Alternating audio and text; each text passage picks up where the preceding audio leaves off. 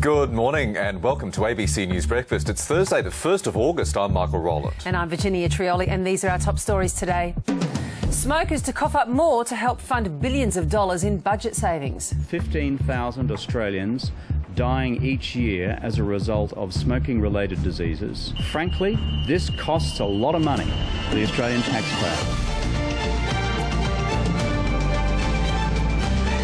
Weeding out corruption, Labor in damage control after those devastating ICAC findings. A former Essendon manager drops a bombshell on James Hird over the controversial supplements program. His actions, the way he has handled himself, I've got no respect for the guy anymore. If it was honourable, he'd stand down. And moving on, sacked coach Mickey Arthur strikes a deal with Cricket Australia. Today going to announce a staged increase to the tobacco tax.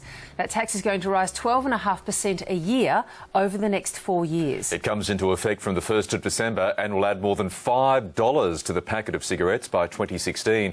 The measure will raise more than $5 billion and is all part of the government's attempt to rein in spending. An advertisement put together by the ALP that they've released over YouTube, as both parties do quite regularly these days, pointing to Tony Abbott's remarks about being willing to accept tobacco company donations because the companies aren't illegal, they're not doing anything that's breaking the law.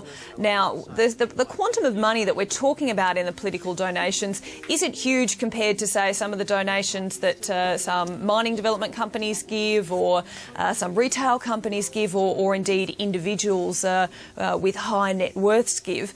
But the Labor Party many years ago made a declaration that it wouldn't accept donations from tobacco companies on ethical grounds, and clearly they see this as a fruitful area to attack the Liberal Party on, given they haven't made a similar pledge. On the other side, however, the Labor government federally is... The Australian Maritime Safety Authority says it will carefully review the findings of a coronial inquest into the deaths of asylum seekers at sea. 102 people drowned when their boat sank between Indonesia and Christmas Island in June last year. A West Australian coroner has found the rescue effort was too slow because of inadequate communications between Australian and Indonesian authorities.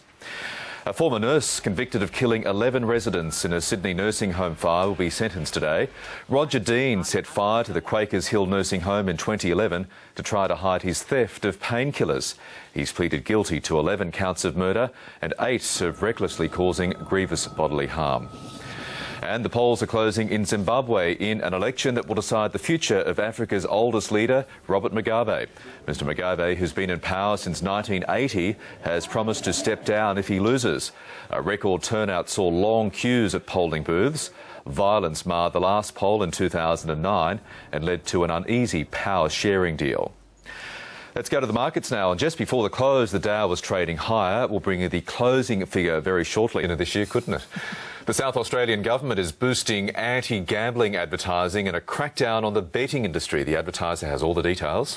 Farmers are accusing protesters blockading the Spirit of Tasmania of holding the state to ransom. The Mercury covers that story.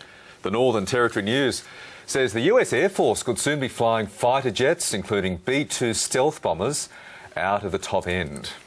The West Australian reports on the latest supplements allegations made by Essendon's former high-performance manager, Dean Robinson. And The Age also looks at Robinson's claim that Essendon coach James Hird wanted him to investigate a cream that was undetectable. Well, weak cold fronts are pushing across the Southern Ocean at the moment. One of them is actually ready to hit the southwest today and will bring some showers, but it is clear once again over most of the continent. A weak upper-level trough over southern Queensland will kick off a few showers there, and we have this deep blowout here in the Tasman Sea, and that's set to drive some powerful surf onto Queensland coast. Otherwise, this high down here will keep things fine in the east.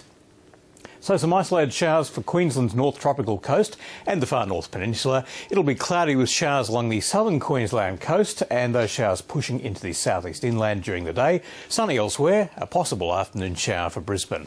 Mostly sunny across New South Wales, just a light shower or two over the northern ranges and also along the coast to the north of Newcastle, and they will contract northwards.